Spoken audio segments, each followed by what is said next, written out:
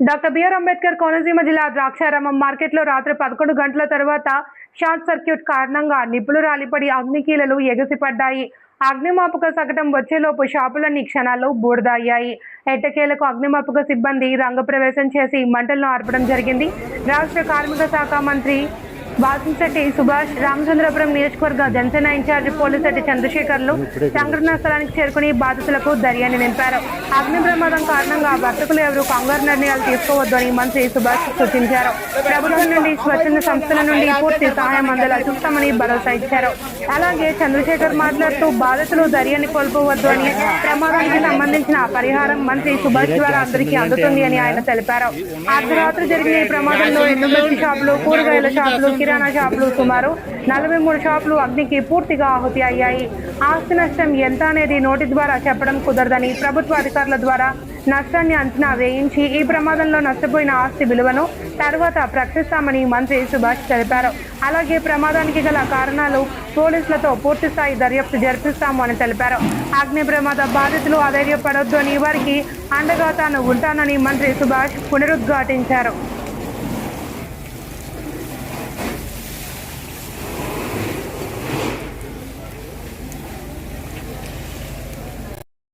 అత్యంత దురదృష్టకరం. నిశ్శబ్దంగా ఉండండి. సుమారు 11 గంటల సమయంలో ద్రాక్షారామ మార్కెట్ ఏరియాలో ఒక షాపు అది అంచినా లేకపోతే పోలీసు వాళ్ళు అంచినా కరెంటు పోయి వెంటనే రావటం వల్ల స్పార్క్ వచ్చి షార్ట్ సర్క్యూట్ అయిందనేది వినికిడి. అది దర్యాప్తు చేయవలసి ఉంది. అది ఖచ్చితంగా దర్యాప్తు చేస్తాం. షాపులు ఇంచుమించు 40 నుంచి 60 షాపుల వరకు పూర్తిగా దగ్ధమయ్యాయి. అయితే పోలీస్ శాఖ వారు వెంటనే, అలాగే ఫైర్ వాళ్ళు కూడా, ఫైర్ శాఖ వాళ్ళు కూడా వెంటనే ఫైర్ ఇంజిన్లు తీసుకుని వచ్చి సుమారు 1 మండపేట, రామచంద్రపురం, కాకినాడ 3 ఏరియాల నుంచి కూడా ఫైర్ ఇంజిన్లు వెంటనే రావటం. అయితే కేవలం అగ్నిదేవుడు 5 నిమిషాలు మాత్రమే సమయం ఇచ్చాడు. 5 నిమిషాల్లో సర్వం మొత్తం ఎన్ని షాపులు అయితే ఉన్నాయో అన్ని షాపులు కూడా దహనం అవడం జరిగింది. అదృష్టం ఏంటంటే 60 షాపులు మాత్రం కొద్ది అటు ఇటు కూడా కొద్ది చేసుకోవడం జరిగింది. అయితే ఇంకా అదృష్టం, ఎక్కడ ప్రాణ నష్టం అనేది జరగలేదు. అన్ని విధాలుగా ఈ ప్రభుత్వం నష్టపోయిన వాళ్ళని అన్ని విధాలుగా ఆదుకుంటుందని మాత్రం తెలియజేస్తూ ఉన్నాను. దయచేసి అక్కడ ఇక్కడ చెదురుముదురు మాటలు వింటూ ఉన్నాం. మా జీవితం అయిపోయింది, మేము బతికి వేస్తాను, ఎవరు కూడా హోపును కోల్పోవద్దు, మేము ఉన్నాం, అందులో ఏ విధమైన సందేహం లేదు.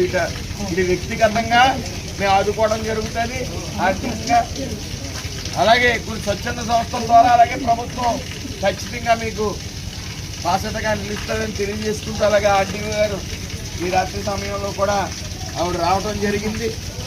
డిపార్ట్మెంట్ వాళ్ళందరూ కూడా, ఈ ద్రాక్షారామ సెక్రటరీ గారు మొత్తం అందరూ కూడా ఈ సమయంలో మరి ఇక్కడ రావడం జరిగింది. జరిగిన నష్టాన్ని వీళ్ళకి ఎలాగ మళ్ళీ వెంటనే షాపులు మళ్ళీ పెట్టి వీళ్ళ జీవితంలో గట్టిని అవ్వడానికి ఏ రకంగా అయితే వీళ్ళని ఆదుకోవాలనేది కూడా మేము కమిటీ వేయడం జరిగింది. ఆస్తి నష్టం కూడా రేపు సుమారు 9 గంటల సమయంలో ఆస్తి నష్టం కూడా చెప్పడం జరుగుతుంది. ఎందుకంటే ఇక్కడ కూరగాయల షాపులు ఎన్నైతే ఉన్నాయో ఇందులో ఉండటం జరిగింది. సో ఆస్తి నష్టం అనేది సుమారు 40 నుంచి 60 షాపులు ఉంటాయి కాబట్టి ఆస్తి నష్టం అనేది అంచనా వేసి ప్రతి ఒక్కరికి న్యాయం జరుగుతుంది. ధైర్యంగా ఉండండి, మేము ఉన్నాం, అందులో ఏ విధమైన సందేహం లేదని మీ అందరికీ తెలియజేసుకుంటూ, అలాగే రేపు కూడా ఇక్కడ అధికారులందరూ రావడం జరుగుతుంది. కాబట్టి దయచేసి ఎవరు కూడా అధైర్యపడద్దు, ధైర్యంగా ఉండండి, మేము ఉన్నాం మీకోసం అని మాత్రం మీ అందరికీ చేతులు జోడించి నిర్ణయించుకుంటాం. అందరికీ నమస్కారం.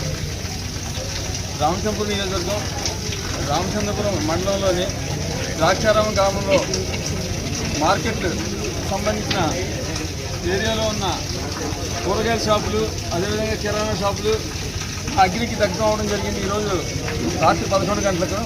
ఇది బహుశా షార్ట్ సర్క్యూట్ వల్ల అయి ఉండొచ్చని చెప్పేసి అనుకుంటున్నాం. దీని మీద మా మంత్రి గారు ఎస్ఐ గారిని కూడా పూర్తి దర్యాప్తు చేయమని చెప్పేసి కూడా పోలీస్ డిపార్ట్మెంట్కి ఆదేశాలు ఇవ్వడం జరిగింది. అంతేకాకుండా నష్టపోయిన వారికి ఆ నష్టపరిహారంగా ప్రభుత్వం నుంచి కానీ, స్వచ్ఛంద సంస్థల నుంచి కానీ, అదేవిధంగా ఆయన కానీ సొంతంగా ఆయన కూడా అమౌంట్ ఇచ్చి వీళ్ళంతా ఆదుకుంటామని చెప్పేసి హామీ ఇవ్వడం కూడా జరిగింది. ఎవరు కూడా దీనివల్ల నష్టపోయిన ప్రతి ఒక్కరు కూడా డీలా పడకుండా ధైర్యంగా ఉండమని, వాళ్ళందరికీ కూడా భేదాస్థితిలో ఇంతకుముందు ఎలా జీవనోపాధికి కొనసాగించేవారు ఆ స్థాయికి వచ్చే వరకు కూడా అందరూ కూడా కృషి చేస్తామని చెప్పేసి, అందరూ కూడా దీన్ని పరిగణలోకి తీసుకుని జాగ్రత్తగా ఉండమని, ఎవరు కూడా తొందరపాటు చర్యలు తీసుకోవద్దని చెప్పేసి అందరినీ కోరుకుంటూ ఇక్కడికి ఇచ్చేసిన డిపార్ట్మెంట్ అన్నిటికీ అంటే ఫైర్ డిపార్ట్మెంట్ కానీ, అదేవిధంగా అగ్నిమాపకదళం, అదేవిధంగా పోలీస్ డిపార్ట్మెంట్, రెవెన్యూ డిపార్ట్మెంట్ మా ఈ విషయం తెలిసిన వెంటనే మన ఆర్టీఓ గారు కూడా ఇక్కడ రావడం జరిగింది. అదేవిధంగా పంచాయతీ వారు కూడా, ఎలక్ట్రికల్ డిపార్ట్మెంట్ వారు కూడా దీనికి అందరూ సహకరించడం వల్ల అతి తక్కువ సమయంలో దీన్ని కంట్రోల్ చేయడం జరిగింది. ఇది కంట్రోల్ అవ్వడం వల్ల ఇంకా అగ్ని ద్వారా ఇంకా దహనం అవ్వాల్సిన కొన్ని షాపులన్నీ కూడా కొంచెం సేఫ్ సైడ్ ఉన్నాయి. దయచేసి మీరందరూ గమనించి దీన్ని ఖచ్చితంగా మీరందరూ కూడా గుండె ధైర్యంతో ఉండాలని చెప్పేసి మనస్ఫూర్తిగా కోరుకుంటున్నామండి.